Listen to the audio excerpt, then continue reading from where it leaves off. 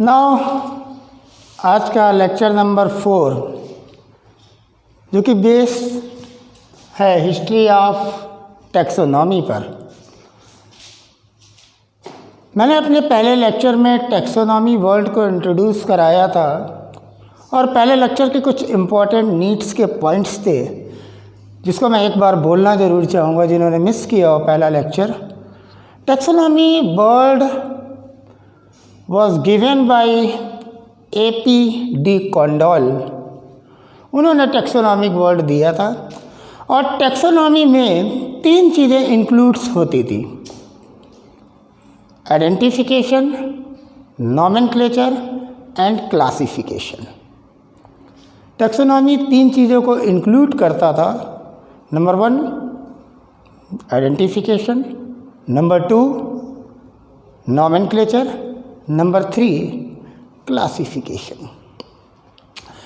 इसी टैक्सोनॉमी वाले लेक्चर में मैंने एक बात की थी कि लगभग recognise species 1.7 million to 1.8 millions known हुई है। अब यहाँ पे मिलियन वर्ड पे बहुत ध्यान देना है क्योंकि नीट का क्वेश्चन बनता है बिलियन ऑप्शन डाल के, लैक्स ऑप्शन डाल के या इसी मिलियन में कुछ चेंज करके। तो हमें अपने दिमाग को मिलियन पे रखना है। पहले तो ये सीखना है कि the total known species approx is 1.7 million to 1.8 million. Okay, now we move to the another important question during the first lecture is the systematic. Systematic means study in arrangement of classification, मतलब systematic arrangement of organism। बेटा यहाँ पर एक NEET का question बना कि जो ये सिस्टमैटिक है it comes from a word is Systema which means arrangement of organism. वहाँ से ये वर्ड लिया गया। तो ये पूछा जाता है कि लैटिन वर्ड है कि ग्रीक वर्ड है, तो आपको मालूम होना चाहिए कि it comes from a Latin word systema which means arrangement of organism in sequence to classify in taxonomic hierarchy. Now आगे चलते हैं सेकंड लेक्चर में। सेकंड लेक्चर में जब बात हुई थी तब इंट्रोड्यूस कराया गया था बाइनोमियल नॉमेनक्लेचर को, जिसको देने वाले साइंटिस्ट का नाम कैरोलस लिनायस था। आज भी उनका इंट्रोडक्शन होगा यहाँ पर। कैरोलस लिनायस ने बाइनोमियल नॉमेनक्लेचर दिया था। 1 मई 1753 को उन्होंने अपनी एक बुक पब्लिश की जिसका नाम था स्पीसीज प्लांटेरम। उस स्पीसीज प्लांटेरम में उन्होंने साइंटिफिक नेम दिए थे प्लांट्स के। 1 मई 1753 क्लियर। उसके बाद एक और उन्होंने बुक लिखी। उस बुक को, उसके 10th एडिशन को सिस्टमा नेचुराई कह दिया गया। जिस सिस्टमा नेचुराई में उन्होंने एनिमल्स के साइंटिफिक नेम को दिया according to the ICBN and ICZN international code of botanical nomenclature which was accepted in 1961। ये भी एक नीट का अच्छा क्वेश्चन है। 1961 ध्यान रखना ICBN के लिए। And international code of geological nomenclature जिसमें जियोलॉजिकल एनिमल्स के साइंटिफिक नेम दिए गए। इसके बाद में हक्सले आए। उन्होंने स्टिगलैंडिट्स के साथ में ट्राइनोमियल नॉमेनक्लेचर दे दिया, जिसका हमने बेस्ट एग्जाम्पल अपने सेकंड लेक्चर में लिया था ब्रासिका से, जिसमें बोट्रेटिस जो था वो उसकी सब स्पेसिफिक एपिथेटिक स्पीसीज थी, यानी वैरायटी थी। उसमें वैरायटी भी इंक्लूड की थी उन्होंने।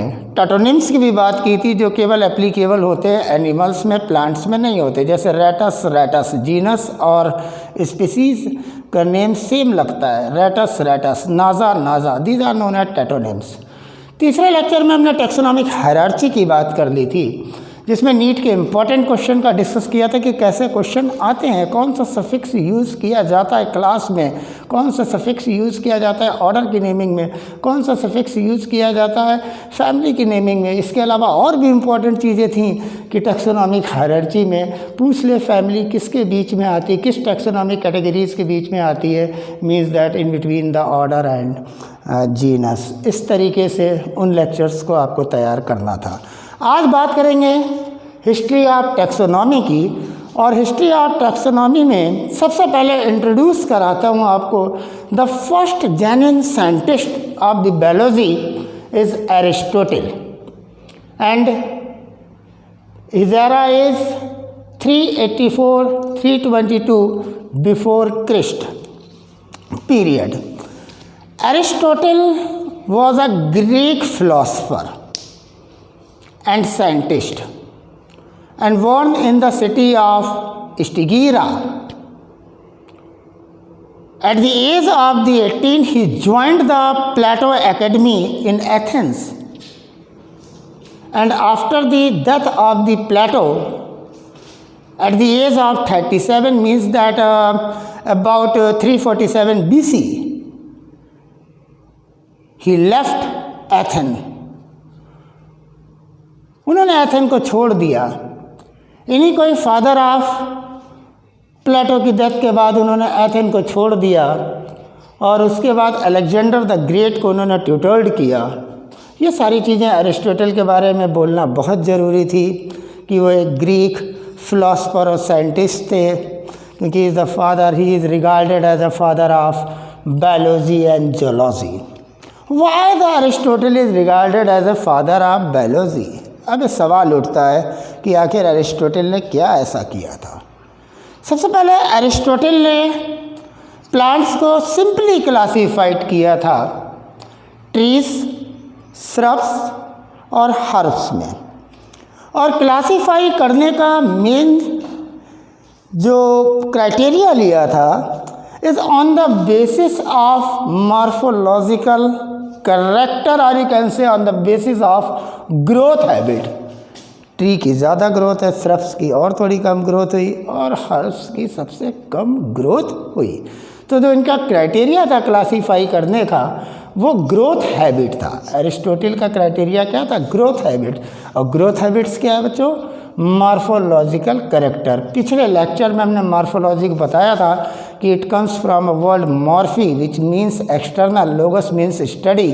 किसी भी ऑर्गेनिज्म की एक्सटर्नल स्टडी की जाए वो कहलाती है मॉर्फोलॉजी। तो on the basis of morphological character the Aristotle classified the plant into the trees, shrubs and herbs, means 3 group में डिवाइड किया।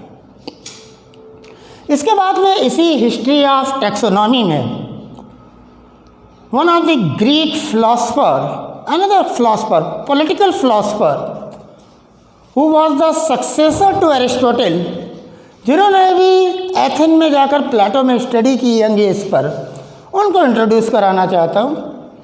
Theophrastus, and his period is 371-287 before Christ period. He is a Greek philosopher and he is also regarded as father of ancient plant taxonomy and botany. Father of zoology Aristotle, जिन्होंने plants को on the basis of morphological character और you can say growth habit trees, shrubs और herbs में classified किया 3 group में। अब उन्हीं के सक्सेसर आए हैं जो उनके साथ में काम करते थे, जिन्होंने प्लेटो की डेथ के बाद एरिस्टोटल को ज्वाइन कर लिया था। उन्होंने प्लांट्स को फर्दर क्लासीफाइड कर दिया 4 ग्रुप्स में। कोई बहुत बड़ा चेंज नहीं किया। Trees, shrubs, under shrubs and herbs.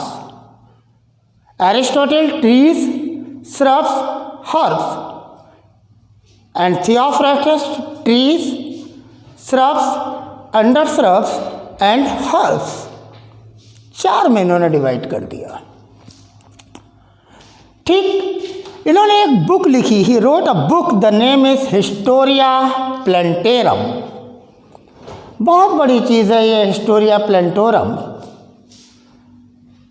एक अच्छा नीट का क्वेश्चन है, जैसे मैंने बताया था species प्लेंटेरम wrote by Carolus Linnaeus, Systema Naturae wrote by Carolus Linnaeus। इस तरह Historia प्लेंटेरम wrote by Theophrastus. Genera Plantorum wrote by Bentham and Hooker. These are some important NEET questions. तो आपको ध्यान देना होगा, थियोफ्रास्टस ने हिस्टोरिया प्लेंटेरम बुक को लिखा और इन्होंने ये जो क्लासिफिकेशन किया उस क्लासिफिकेशन को नाम दिया गया आर्टिफिशियल क्लासिफिकेशन। यहाँ पे मैं तुम्हारा 2 मिनट समय लेना चाहूँगा। एक्चुअली में जो बायोलॉजिकल क्लासिफिकेशन है उसमें जो आर्टिफिशियल क्लासिफिकेशन है, सबसे पहले देने वाले साइंटिस्ट का नाम बताना चाहूँगा, वो लिनायस थे। सवाल उठता है बच्चों के दिमाग में कि आर्टिफिशियल क्लासिफिकेशन और नेचुरल क्लासिफिकेशन 2 वर्ड्स आएंगे बच्चों इस हिस्ट्री ऑफ टैक्सोनॉमी में। तो मैं आपको बताना चाहूँगा कि जो आर्टिफिशियल क्लासिफिकेशन होगा, it is classified on the basis of 1 or 2 only morphological character, not overall morphology is included in this artificial classification. कहने का मतलब केवल 1 या 2 मॉर्फोलॉजिकल कैरेक्टर्स लिए जाएंगे इस क्लासिफिकेशन में, आर्टिफिशियल में। एंड नेचुरल में overall morphological characters were there. सारे मॉर्फोलॉजिकल कैरेक्टर्स जिसमें होंगे वह नेचुरल क्लासिफिकेशन होगा। आप देखेंगे आगे बेंथम एंड हुकर ने दिया होगा, George Bentham and Joseph Dalton Hooker ने जो क्लासिफिकेशन दिया वो नेचुरल क्लासिफिकेशन था, और जो थियोफ्रास्टस ने दिया वो आर्टिफिशियल क्लासिफिकेशन था, जो केवल बेस था 1 या 2 मॉर्फोलॉजिकल कैरेक्टर पर, 1 या 2 मॉर्फोलॉजिकल कैरेक्टर पर। अगर ओवरऑल मॉर्फोलॉजिकल कैरेक्टर होता तो वो नेचुरल होता, जो George Bentham and Joseph Dalton Hooker ने दिया था, उसकी बाद में करूँगा। थियोफ्रास्टस ने father of ancient plant physiology and plant taxonomy and botany कौन है? Answer is the Theophrastus. Who wrote the book Historia Plantarum? Answer is the Theophrastus. Who classified the plants under the 4 groups? Trees, shrubs, undershrubs and herbs? Answer is Theophrastus. And Theophrastus classification of this plant group is known as artificial classification। और artificial classification सबसे पहले किसने introduce किया? The answer is the लिनायस। Actually लिनायस ने क्या किया, जो अपना आर्टिफिशियल क्लासिफिकेशन दिया उसमें उन्होंने बच्चों स्टेमन को यूज़ किया। अब आप जानते हैं स्टेमन इज़ द रिप्रोडक्टिव पार्ट, इसलिए इनके इस क्लासिफिकेशन को सेक्सुअल क्लासिफिकेशन भी बोल दिया गया।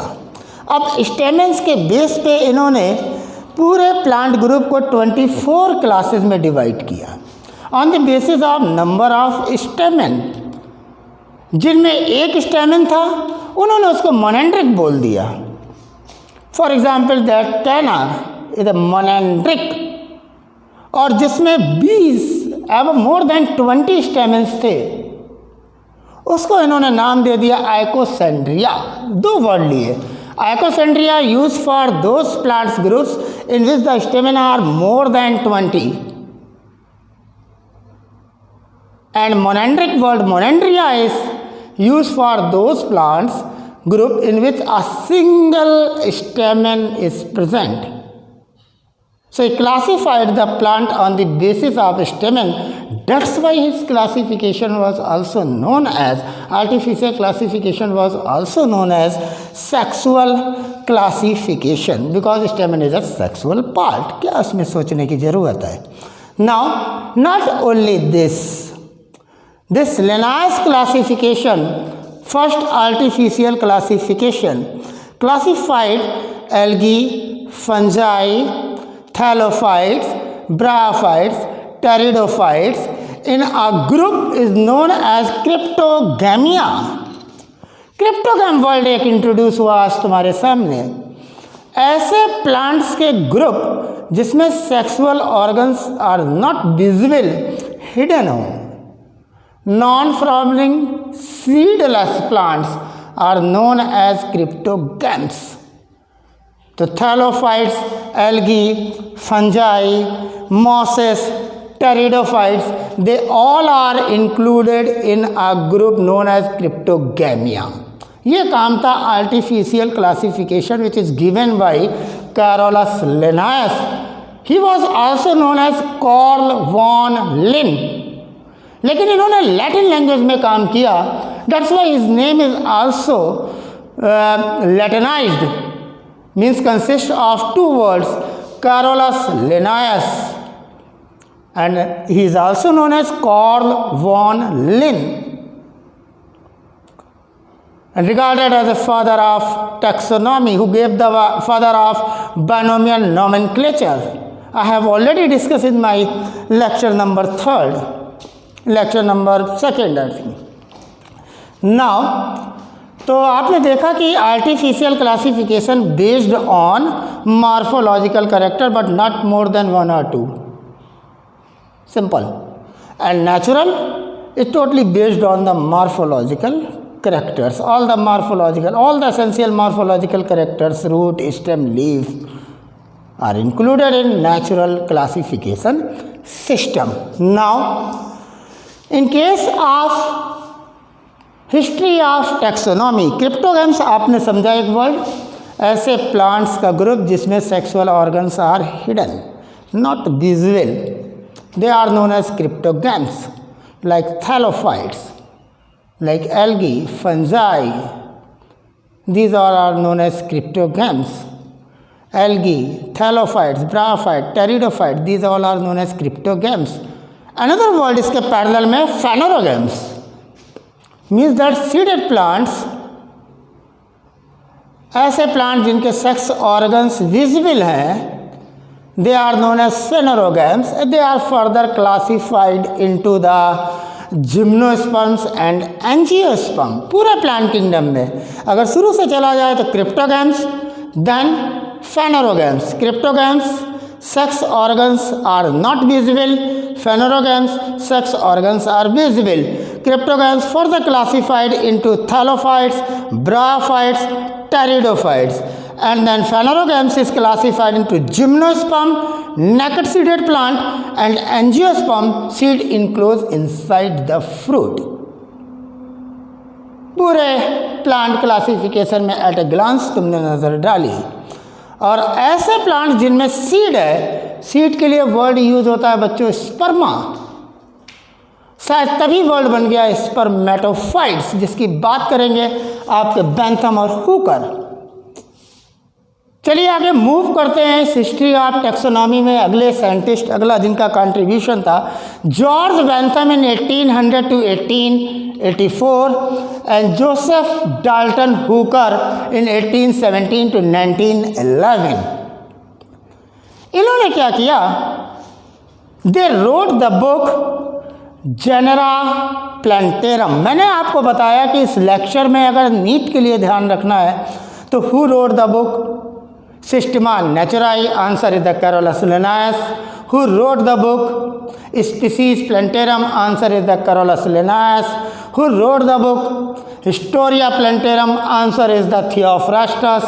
Who wrote the book Genera Plantarum, answer is known as the George Bentham and Hooker. Joseph Dalton Hooker is the answer. अब चलते हैं कैसे ध्यान रखते हैं. चलिए साथ में ये भी देखते हैं कि किस तरीके से आसान करते हैं. आपने देखा कि थियोफ्रास्टस में H H H H H आ गया 2 बार. थियोफ्रास्टस बुक की स्टार्ट हो गई हिस्टोरिया प्लांटेरम से. ये आपको ध्यान रखने की ज़रूरत है. बच्चे हो, छोटे हो, ध्यान रखने की ज़रूरत है. बात हुई जेनेरा प्लांटेरम की. नाम मालूम होना चाहिए, George Bentham, not only Bentham. If you know the full name George Bentham, now it will help you to recognize the name genera. G for genera. Genera Plantarum. Same case in case of Carolus, last S, Linnaeus, then again last S, and both the books start from the alphabet S. Species Plantarum and Systema Naturae. This is easy way and one of the important questions for the NEET किस तरीके से आप तैयार करेंगे, आपने थोड़ा ध्यान दिया, मदद मिलेगी आपको इससे। आगे चलते हैं। बेंथम और हुकर ने बच्चों स्पर्मेटोफाइट्स के ऊपर काम किया। स्पर्मेटोफाइट जैसा मैंने अभी बताया, स्पर्मा माने सीड होता है, ऐसे प्लांट्स पे काम किया जो कि सीड्स के लिए जाने जाते थे। और सबसे बड़ी बात, इन्होंने इन सीडेड प्लांट्स को, इन स्पर्मेटोफाइट्स को 202 फैमिलीज में डिवाइडेड किया। 202 फैमिलीज। How many families? 202। जिसमें इन्होंने डाइकॉट को 165 फैमिलीज में, जिम्नोस्पर्म को 3 फैमिलीज में, and rest of the 34 included in monocotyledons. ये जॉर्ज बेंथम और जोसेफ डाल्टन हुकर का कंट्रीब्यूशन था, who classified the spermatophytes into the 202 families.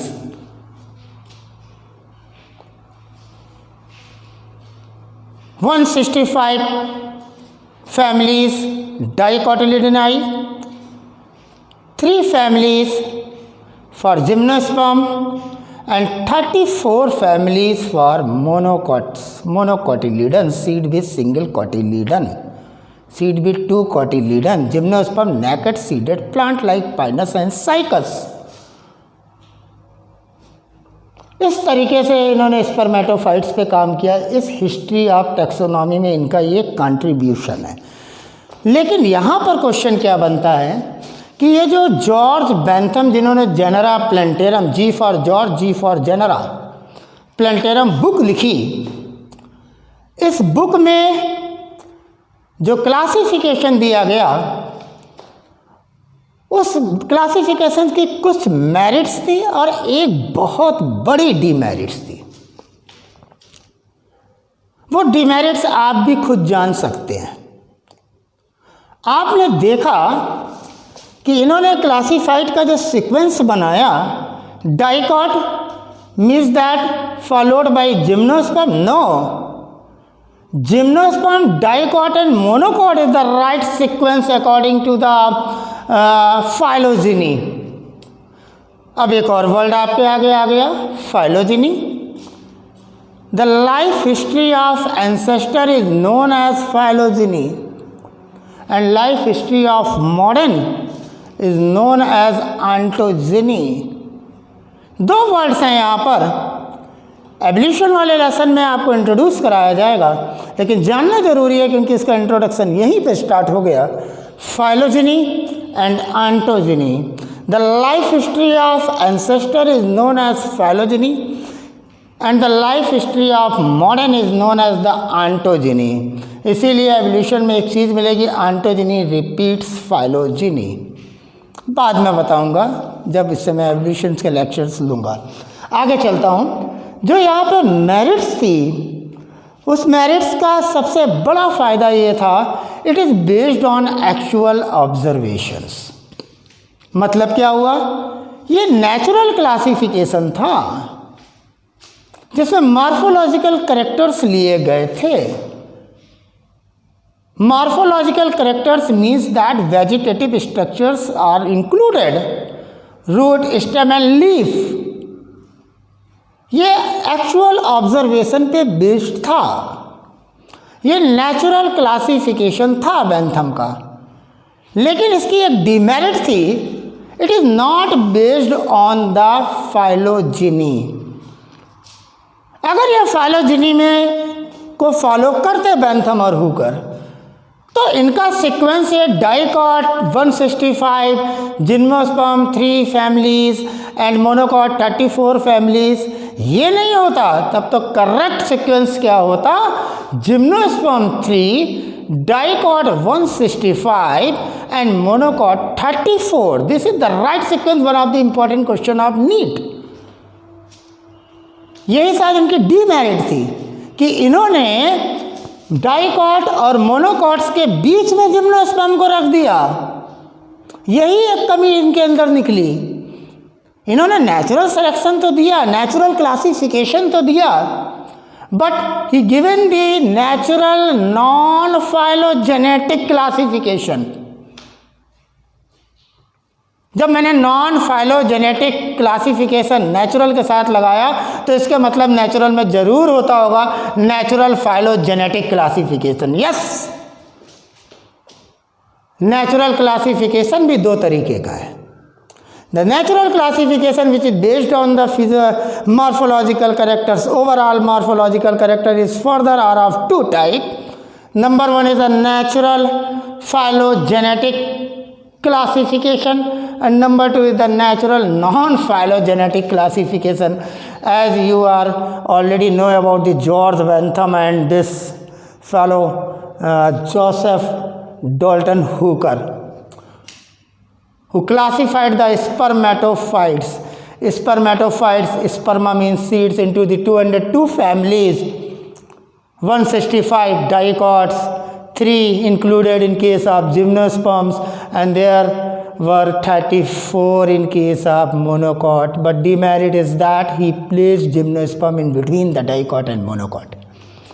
जो कि फाइलोजेनी के हिसाब से क्या राइट सीक्वेंस होना चाहिए बच्चों? नीट का question, gymnosperm, then dicot and then monocot. Clear हुई बात? आगे चलते हैं, जरा बात करते हैं इनके मेरिट्स की। बेंथम, जॉर्ज बेंथम और जोसेफ डाल्टन हुकर ने अपने जेनरा प्लेंटेरम में स्पर्मेटोफाइट्स को 202 फैमिलीज में डिवाइड किया। जो इनका क्लासिफिकेशन था नेचुरल क्लासिफिकेशन था।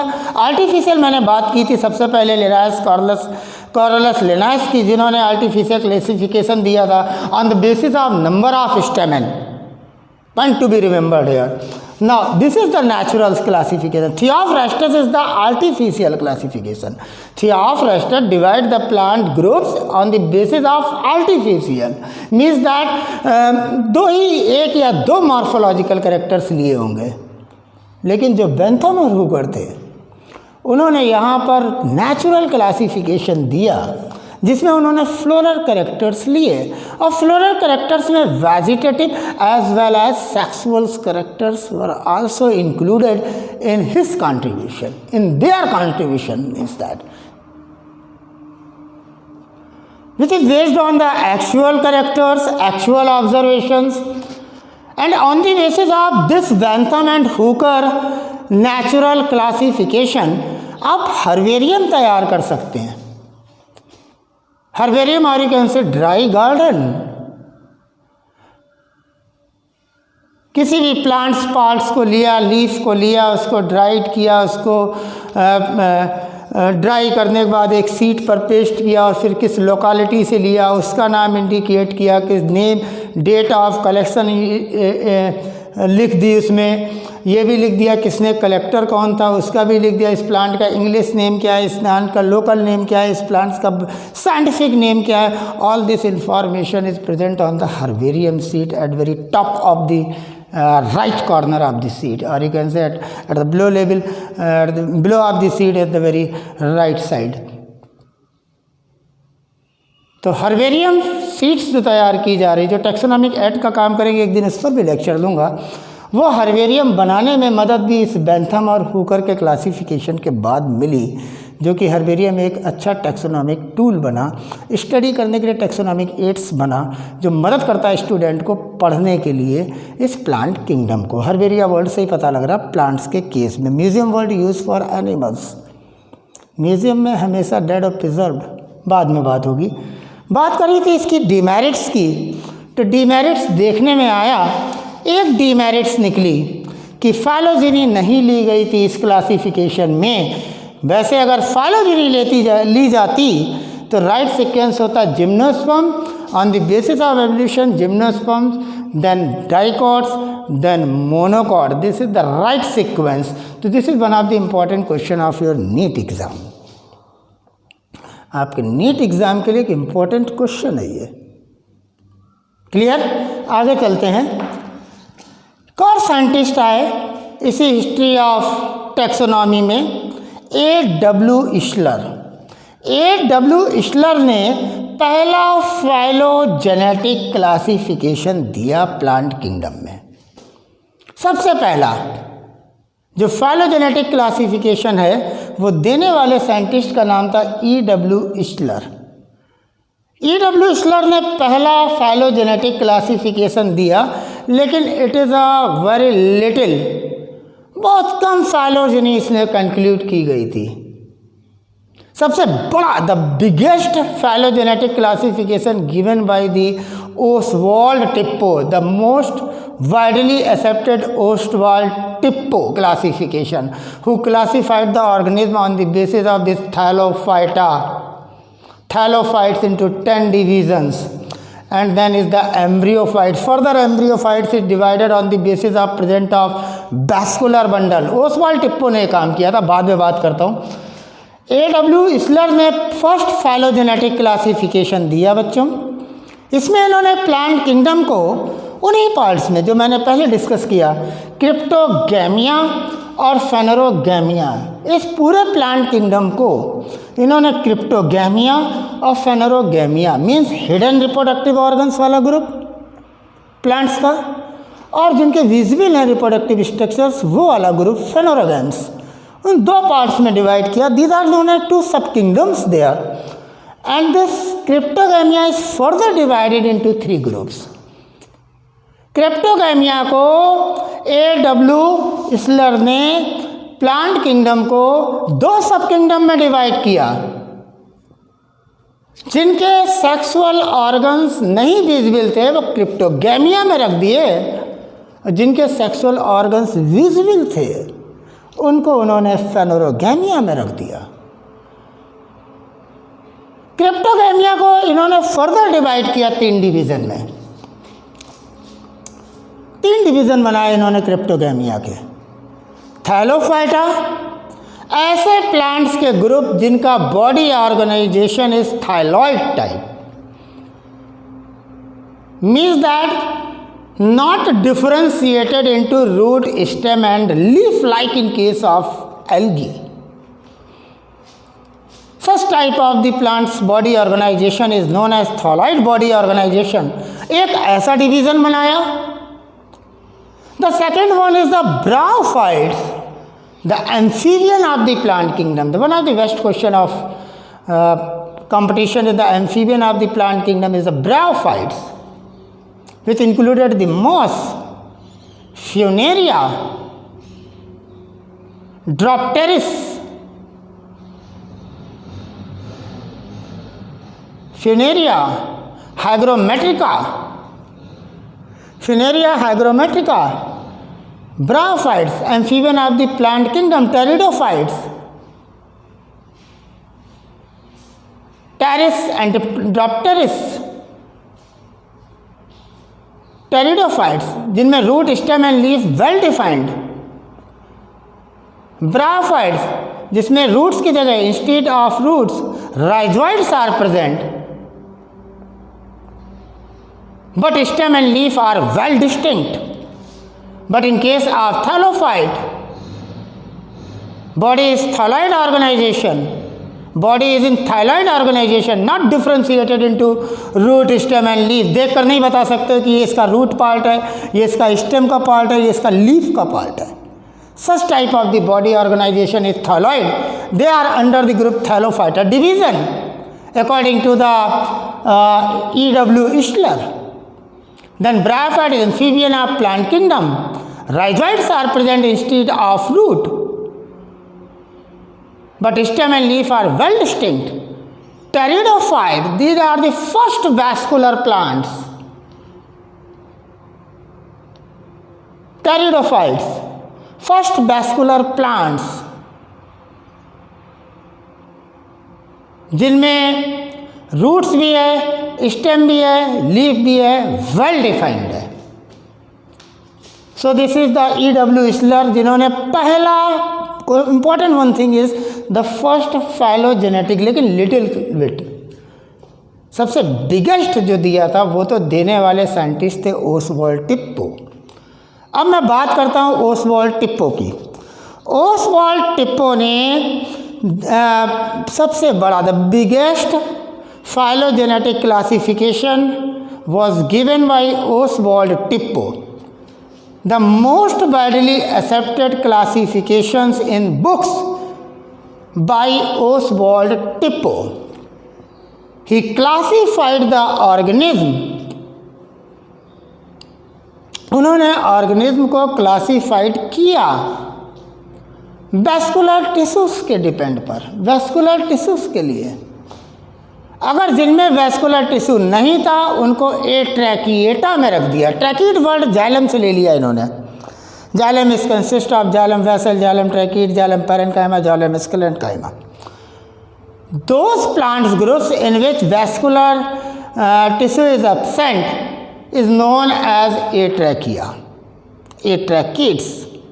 And those plants in which vascular tissue is well developed for the transportation of water and food, ascent of sap is the by xylem and transportation and translocation of solute by the phloem। कभी बात करेंगे। Oswald टिप्पो ने divide कर दिया plants group को on the basis of presence of vascular tissue. जिनमें vascular tissue नहीं है वो एट्रैकियोफाइटा, जिनमें वैस्कुलर टिश्यू है वो है ट्रैकियोफाइटा। और ट्रैकियोफाइटा में उन्होंने सीक्वेंस बना दिया। Pteridophyte is the first vascular tissue, then is the gymnosperm, then dicot, then monocot according to the आपके फाइलोजेनी। तो जो फाइलोजेनेटिक क्लासिफिकेशन की मैं बात कर रहा था, जो आता है नेचुरल क्लासिफिकेशन में, मैंने बताया था नेचुरल क्लासिफिकेशन दो तरीके का, natural phylogenetic classification, natural non phylogenetic classification. तो जो बैंथम और हुकर का नेचुरल क्लासिफिकेशन था, it is a non phylogenetic. इसी का रिजल्ट था कि इन्होंने जिम्नोस्पर्म को बीच में रखने की गलती कर दी, जो इनकी डीमेरिट बनी। लेकिन जो ये आए E.W. इस्चर और उससे बड़ा बिगेस्ट फाइलोजेनेटिक क्लासिफिकेशन देने वाले ओसवाल्ड टिप्पो, जिन्होंने बिगेस्ट फाइलोजेनेटिक क्लासिफिकेशन दिया and classified the this plant kingdom into the cryptogams and phanerogams. And phanerogams means that those plant जिनमें कि एम्ब्रियो नहीं बन रहा है, जिनमें एम्ब्रियो बन रहा है एम्ब्रियोफाइटा वर्ड दे दिया, जिनमें एम्ब्रियो नहीं बन रहा है थैलोफाइटा वर्ड दे दिया, जिनमें एम्ब्रियो बन रहा है वो एम्ब्रियोफाइटा ओसवाल्ड टिप्पो ने बता दिया। ओसवाल्ड टिप्पो ने एम्ब्रियोफाइटा को फर्दर क्लासिफाइड किया on the basis of vascular tissue. जिनमें नहीं था उनको एट्रैकिएटा बोल दिया, जिनमें था वो ट्रैकीड्स थे, ट्रैकियोफाइट्स थे, जिसमें उन्होंने सबको इंक्लूड कर दिया, pteridophyte, gymnosperms and this angiosperm. तो Oswald Tippo is the widely accepted classification because it is a natural classification. And what type of natural phylogenetic classification, one of the biggest and widely accepted classification वो दिया था Oswald टिप्पो ने। तो आज के lecture में आपने हिस्ट्री देखी, इसके बाद में जो 5 किंगडम क्लासिफिकेशन स्टार्ट हुआ जो R.H. विटेकर ने 1969 में दिया, उसको मैं आगे के लेक्चर में अलग से कंट्रीब्यूट करूँगा। Because this 5 kingdom classification of R.H. Whittaker which is depend upon the complexity of cell and organisation of thallus, reproduction and nutrition, all that things were there during इस क्लासिफिकेशन। जो उन्होंने R.H. Whittaker ने 5 kingdom, kingdom Monera, kingdom Protista, kingdom Fungi, kingdom Plantae, kingdom Animalia की बात की थी, उसको मैं नेक्स्ट लेक्चर में कंट्रीब्यूट करूंगा। पहले आज थोड़ा रिकैप लेता हूं ताकि आपको ये पता लगे कि आज के लेक्चर में आपके लिए क्या इंपॉर्टेंट है। Aristotle, father of biology and geology, first important question. Aristotle is the Greek philosopher, second important question.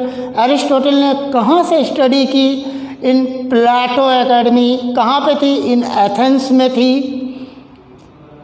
Athens में थी। इन्होंने प्लांट्स को कितने ग्रुप में क्लासिफाइड किया? 3 ग्रुप में। कौन कौन से? Tree, shrub, herbs. बेसिस क्या था? Growth habit means morphological character. आगे चलते हैं। थियोफ्रास्टस, इंपॉर्टेंट, सबसे इंपॉर्टेंट क्वेश्चन। एच देखा, तुरंत हिस्टोरिया प्लांटोरियम बुक दी इन्होंने। ही रोड द बुक हिस्टोरिया प्लांटोरियम। इस चीज़ को नीट के लिए रेडी रखा। classified the plant on the basis of this morphological character. He divided the plant group into 4. Trees, shrub include undershrub. One of the additional than that Aristotle. Undershrub, then herbs. Now इसका classification, जो इनका classification is the artificial classification.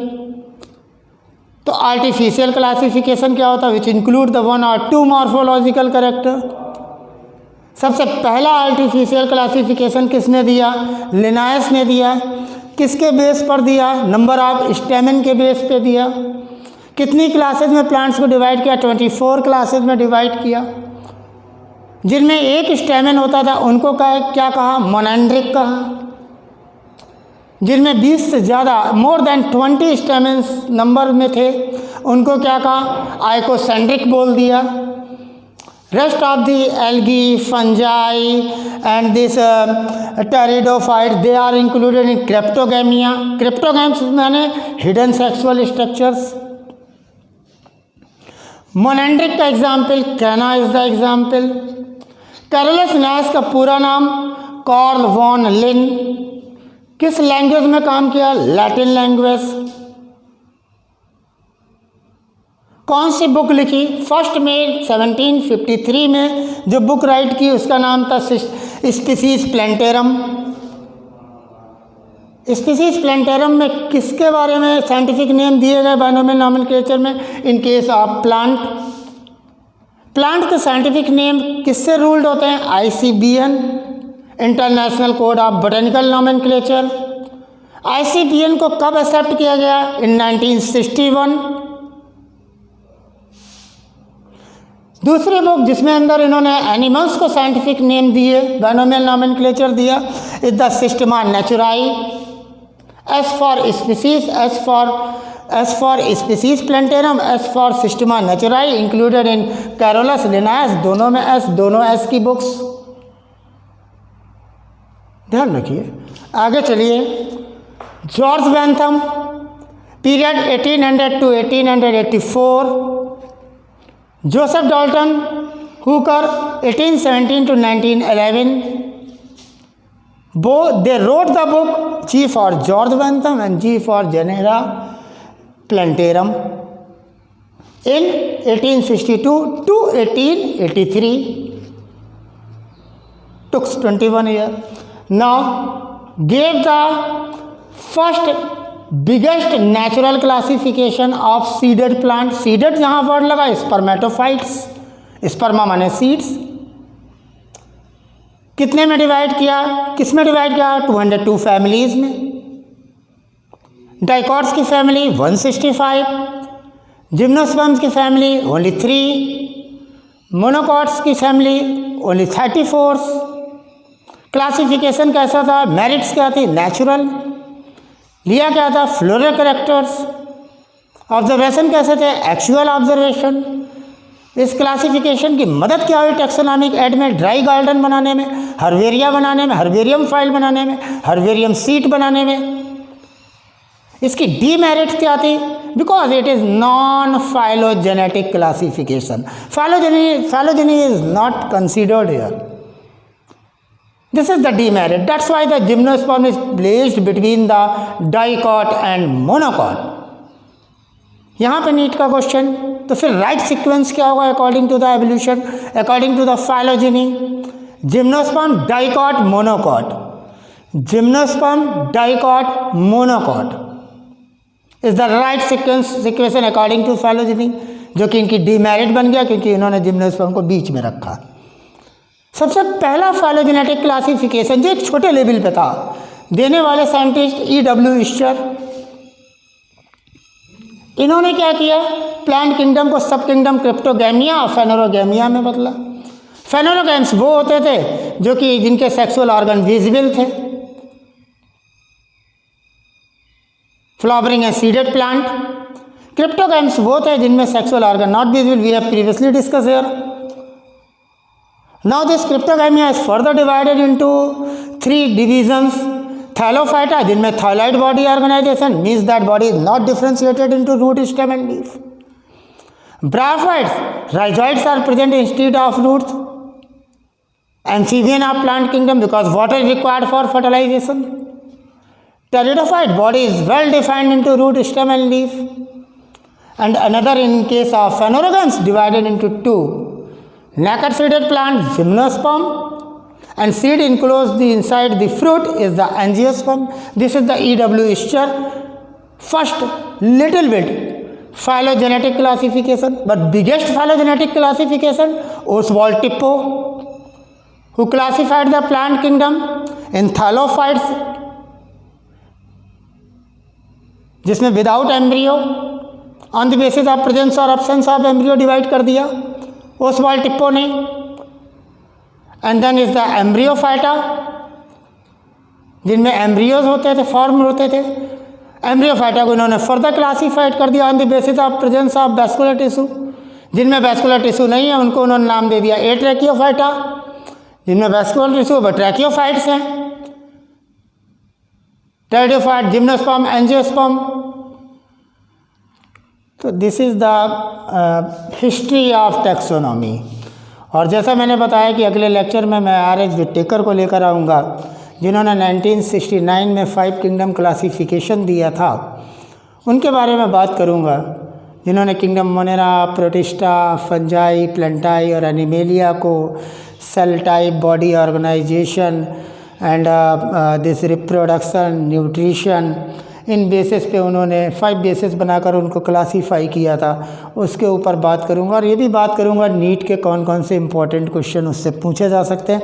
आज आपने NEET के important question देख लिए, किस तरीके से हिस्ट्री में स्टडी की गई, हिस्ट्री ऑफ टैक्सोनॉमी के बारे में जाना, फादर्स के बारे में जाना, सारे अच्छे अच्छे फादर्स के बारे में जाना, कि अरिस्टोटल के बारे में जाना, थियोफ्रास्टस के बारे में जाना, कार्ल लिनास के बारे में जाना.